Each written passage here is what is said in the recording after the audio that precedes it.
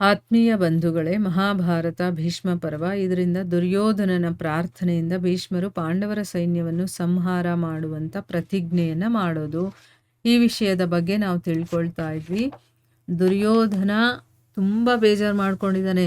ಪಾಂಡವರನ್ನು ಗೆಲ್ಲೋದಕ್ಕೆ ಆಗ್ತಾ ಇಲ್ವಲ್ಲ, ನನ್ನ ಕಡೆಯವರು, ನನ್ನ ತಮ್ಮಂದ್ರೆಲ್ಲ ಸಾಯ್ತಾ ಇದ್ದಾರೆ, ಮತ್ತು ಬೇಕಾದಷ್ಟು ವೀರರು ಕೂಡ ಸಾಯ್ತಾ ಇದ್ದಾರಲ್ಲ ಅಂತ ಬಂದು ಕರ್ಣ ಮತ್ತು ಅವನ ತಮ್ಮಂದರು ಇವರನ್ನೆಲ್ಲ ಕೂರಿಸ್ಕೊಂಡು ಒಂದು ಚರ್ಚೆಯನ್ನು ಮಾಡ್ತಾನೆ. ಆಗ ಕರ್ಣ ಹೇಳ್ತಾನೆ, ಭೀಷ್ಮರು ಪಾಂಡವರನ್ನು ಗೆಲ್ಲೋದಕ್ಕೆ ಸಾಧ್ಯ ಇಲ್ಲ, ಯಾಕಂದರೆ ಅವ್ರ ಮೇಲೆ ಅವರಿಗೆ ದಯೆ ಅನ್ನುವಂಥ ಭಾವ ಇದೆ, ಮತ್ತು ಅವರನ್ನು ವಧಿಸೋದಕ್ಕಾಗೋದಿಲ್ಲ. ಅದಕ್ಕೆ ಅವರನ್ನು ಯುದ್ಧದಿಂದ ಸರಿಸ್ಬಿಡು, ನಾನು ಯುದ್ಧಕ್ಕೆ ಬರ್ತೀನಿ, ನಾನು ಅವರನ್ನೆಲ್ಲ ಸೋಲಿಸಿ ನಿನ್ನನ್ನು ಗೆಲ್ಲಿಸ್ತೀನಿ ಅಂತೆಲ್ಲ ಹೇಳ್ತಾನೆ. ಆವಾಗ ಭೀಷ್ಮರ ಹತ್ರ ಹೋಗ್ಬಿಟ್ಟು ಅವ್ನು ಪ್ರಾರ್ಥನೆ ಮಾಡ್ಕೊಳ್ತಾನೆ. ನೀವಿದ್ದೀರಾ ಅಂದ್ಬಿಟ್ಟು ನಾವು ದೇವತೆಗಳನ್ನೇ ಎದುರಾಕೊಂಡು ಅವ್ರ ಜೊತೆ ಯುದ್ಧ ಮಾಡ್ತೀವಿ ಅಂದಮೇಲೆ ಪಾಂಡವರ ಮಾತೇನು, ಯಾಕೆ ನೀವು ಇವರನ್ನೆಲ್ಲ ಕೊಲ್ತಾ ಇಲ್ಲ, ಅಥವಾ ನಾವು ಯಾಕೆ ಸೋಲ್ತಾ ಇದ್ದೀವಿ?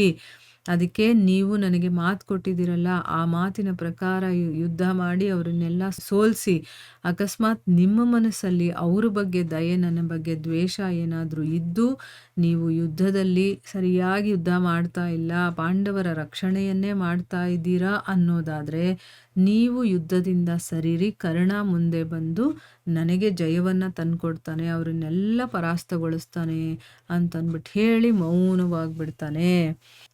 ಇಲ್ಲಿ ಮುಂದುವರೆದು ಸಂಜಯ ಹೇಳ್ತಾನೆ ಧೃತರಾಷ್ಟ್ರನಿಗೆ, ಮಹಾಮನರಾದಂಥ ಭೀಷ್ಮರು ನಿಮ್ಮ ಮಗನ ವಾಗ್ಬಾಣಗಳಿಂದ, ಅಂದರೆ ಅವನ ಮಾತು ಹೇಗಿತ್ತು ಅಂತಂದರೆ ಬಾಣಗಳಿಂದ ಹೊಡೆದ್ರೆ ಹೇಗೆ ಚುಚ್ಚಿ ನೋವು ಬರುತ್ತೋ ಆ ರೀತಿ ಅವನು ಮಾತಾಡುವಂಥ ಮಾತು, ಅದನ್ನು ವಾಗ್ಬಾಣ ಅಂತ ಹೇಳ್ತಾರೆ.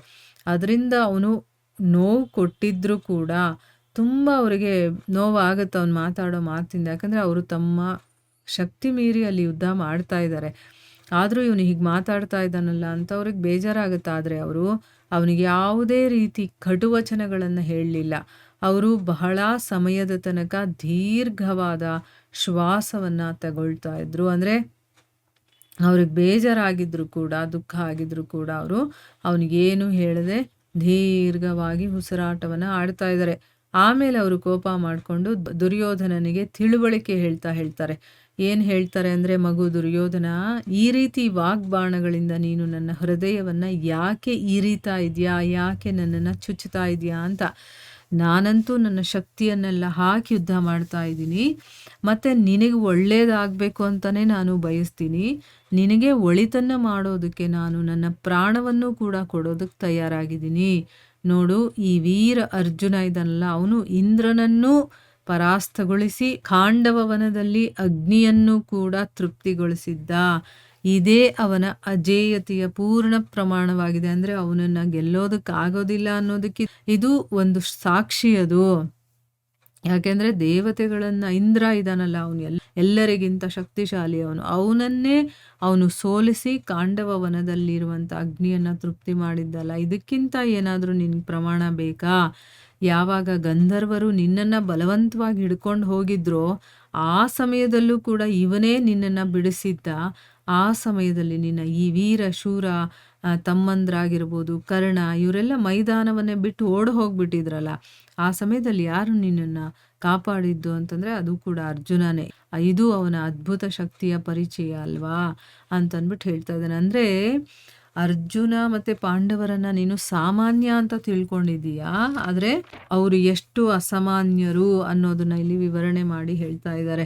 ವಿರಾಟ ನಗರದಲ್ಲಿ ಇವನೊಬ್ಬನೇ ನಮ್ಮೆಲ್ಲರಿಗೂ ಕೂಡ ನೀರು ಬರ್ಸಿದ್ದ. ಅಂದರೆ ಅಷ್ಟು ಚೆನ್ನಾಗಿ ನಮ್ಮ ಜೊತೆ ಯುದ್ಧ ಮಾಡ್ದ ಒಬ್ಬನೇ. ಮತ್ತು ನನ್ನನ್ನು ಮತ್ತು ದ್ರೋಣಾಚಾರ್ಯರನ್ನು ಕೂಡ ಪರಾಸ್ತಗೊಳಿಸಿ ಯೋಧರ ವಸ್ತ್ರಗಳನ್ನೆಲ್ಲ ಕಿತ್ಕೊಂಡಿದ್ದ. ಇದೇ ರೀತಿ ಅಶ್ವತ್ಥಾಮ, ಕೃಪಾಚಾರ್ಯ ಮತ್ತು ತನ್ನ ಪುರುಷತ್ವದ ಬಗ್ಗೆ ಡಂಗುರ ಸಾರುವಂಥ ಕರ್ಣ ಇದ್ದಾನಲ್ಲ, ಅಂದರೆ ನಾನು ಮಾಡಿಬಿಡ್ತೀನಿ, ನಾನು ಹೀಗೆ ಮಾಡ್ತೀನಿ, ನಾನು ಹಾಗೆ ಮಾಡ್ತೀನಿ ಅಂತ ಕೊಚ್ಕೊಳ್ತಾ ಇರ್ತಾನಲ್ಲ, ಅಂಥ ಕರ್ಣನನ್ನು ಕೂಡ ನೀಚನನ್ನಾಗಿ ತೋರಿಸಿ ಉತ್ತರೆಗೆ ತನ್ನ ವಸ್ತ್ರಗಳನ್ನು ಕೊಟ್ಟಿದ್ದ. ಇದು ಕೂಡ ಅವನ ಒಂದು ವೀರತೆಯ ಪೂರ್ಣ ಪ್ರಮಾಣವಾಗಿದೆ. ಯಾವ ರಕ್ಷಕನು ಜಗತ್ತನ್ನು ರಕ್ಷಣೆ ಮಾಡುವಂತಹ, ಯಾರೋ ಶಂಖಚಕ್ರ ಗದಾಧಾರಿಯಾದಂತಹ ಶ್ರೀಕೃಷ್ಣ ಚಂದ್ರನಾಗಿದ್ದಾನೋ ಆ ಅರ್ಜುನನನ್ನು ಸಂಗ್ರಾಮದಲ್ಲಿ ಯಾರೂ ಗೆಲ್ಲೋದಕ್ಕಾಗಲ್ಲ. ಅಂದರೆ ಇವನ ರಕ್ಷಣೆಯನ್ನು ಸದಾ ಆ ಭಗವಂತನೇ ಮಾಡ್ತಾ ಇರಬೇಕಾದ್ರೆ ಅವನನ್ನ ಯುದ್ಧದಲ್ಲಿ ಯಾರು ತಾನೇ ಗೆಲ್ಲೋದಕ್ಕೆ ಸಾಧ್ಯ ಆಗುತ್ತೆ? ಈ ಶ್ರೀ ವಾಸುದೇವ ನಂದನ ಇದಾನಲ್ಲ, ಅಂದರೆ ಆ ಕೃಷ್ಣನ ಬಗ್ಗೆ ಹೇಳ್ತಾ ಇದ್ದಾನೆ. ಅವನು ಅನಂತ ಶಕ್ತಿಯಾಗಿದ್ದಾನೆ. ಸಂಸಾರದ ಉತ್ಪತ್ತಿ ಮಾಡೋನು ಅವನೇ, ನಡೆಸ್ಕೊಂಡು ಹೋಗುವಂಥವನು ಅಂದರೆ ಸ್ಥಿತಿ ಅವನು ಕೂಡ ಅವನೇ, ಮತ್ತು ಅಂತ್ಯವನ್ನು ಮಾಡುವಂಥವನು ಅವನೇನೆ. ಅಂದ್ರೇನು? ಸೃಷ್ಟಿ ಸ್ಥಿತಿ ಲಯ ಕಾರ್ಯವನ್ನು ಮಾಡುವಂಥವನು ಅವನು. ಆ ಭಗವಂತನೇ ಇಲ್ಲಿ ಅರ್ಜುನನ ರಕ್ಷಣೆಗೆ ನಿಂತಿರಬೇಕಾದ್ರೆ ಇವನನ್ನು ಯಾರು ತಾನೇ ಸೋಲ್ಸೋದಕ್ಕೆ ಸಾಧ್ಯ ಅಂತಂದ್ಬಿಟ್ಟು ಹೇಳ್ತಾ ಇದ್ದಾನೆ.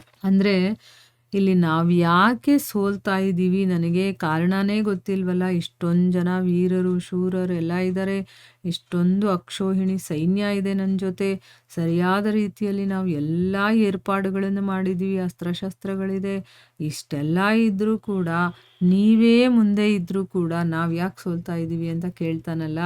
ಆ ಪ್ರಶ್ನೆಗೆ ಇಲ್ಲಿ ಉತ್ತರ ಹೇಳ್ತಾ ಇದ್ದಾನೆ. ಅಲ್ಲಿ ಇಡೀ ಜಗತ್ತನ್ನು ರಕ್ಷಣೆ ಮಾಡುವಂಥ ಆ ಭಗವಂತನೇ ಅವನ ಜೊತೆ ಇರಬೇಕಾದ್ರೆ ಅವನನ್ನು ಯಾರು ತಾನೇ ಗೆಲ್ಲೋದಕ್ಕೆ ಸಾಧ್ಯ ಅಂತಂದ್ಬಿಟ್ಟು ಇಲ್ಲಿ ಭೀಷ್ಮರು ಅವನಿಗೆ ಹೇಳ್ತಾ ಇದ್ದಾರೆ ಕೋಪ ಮಾಡಿಕೊಂಡು.